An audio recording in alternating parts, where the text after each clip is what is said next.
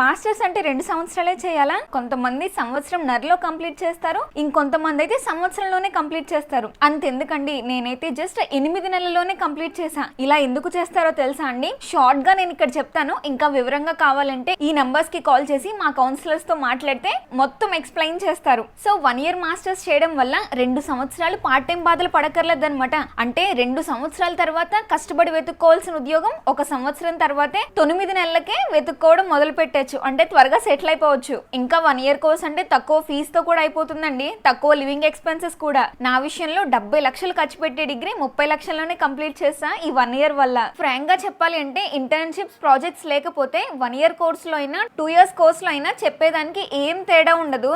So నేను 30 లక్షల్లో చేసిన దాన్ని 2 సంవత్సరాలు సాగదీసి 70 లక్షల్లో చేసిన వాళ్ళు కూడా ఉన్నారు. కానీ ఇద్దరం నేర్చుకున్నది ఒకటే అనమాట.